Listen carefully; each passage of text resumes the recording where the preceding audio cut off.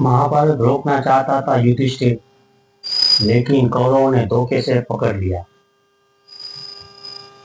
जब भी हम महाभारत की बात करते हैं, हमारे मन में युद्ध, शौर्य और विनाश की छवि उभरती है।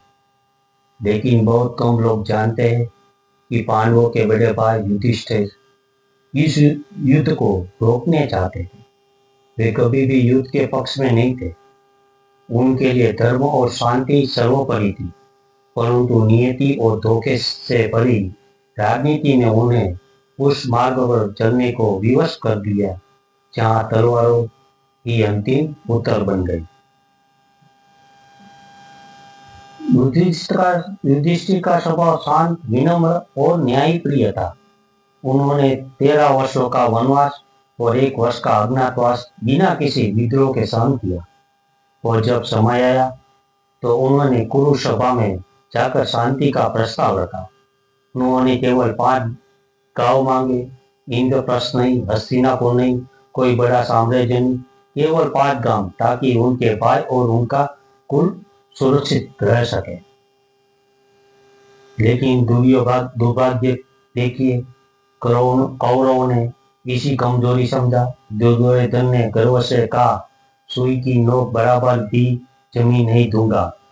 ये जवाब केवल एक इनकार नहीं था, ये अहंकार का प्रदर्शन। युधिष्ठिर ने युद्ध को टालने का हर संभव प्रयास किया। उन्होंने श्री कृष्ण को दूत बनाकर भेजा, ये जानते हुए कि यदि कोई कौरव का समझा सके तो वो केवल श्री कृष्ण है।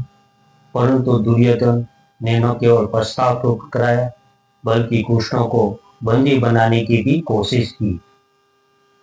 यह उस क्षण था जब धर्म पर अधर्म के वार किया और युद्ध अब टलने योग्य नहीं था। युधिष्ठिर जानते थे कि युद्ध का अर्थ है विनाश, भाई, गुरु, रिश्ते, साम्राज्य, सब कुछ खो जाएगा।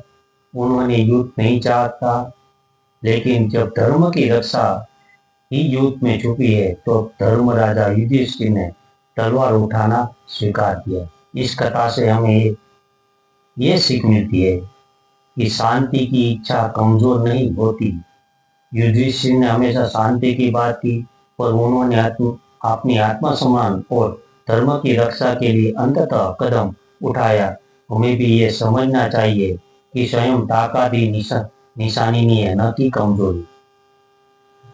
धोखे और कपट से कुछ समय के लिए जीत संभव है, पर स्थायी नहीं।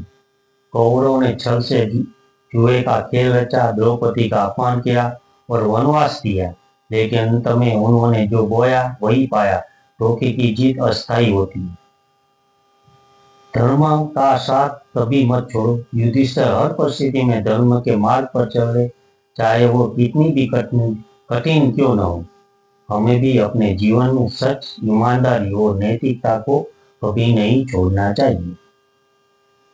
मौन तब ही सही है जब तक अन्याय न हो। अब अन्याय सीमा पार करता था, तब मौन रहने भी अपराध होता है। युधिष्ठिर ने जब देखा कि अब शांति से कुछ नहीं होगा, तो उन्होंने धर्म की रक्षा के लिए युद्ध स्वीकार किया। महाभारत केवल एक युद्ध नहीं था, ये जीवन की सबसे बड़ी पाठशाला थी। युधिष्ठिर जैसे पात्र हमें ये सिखाता है कि धैर्य, विवेक और धर्म से ही व्यक्ति महान बनता है।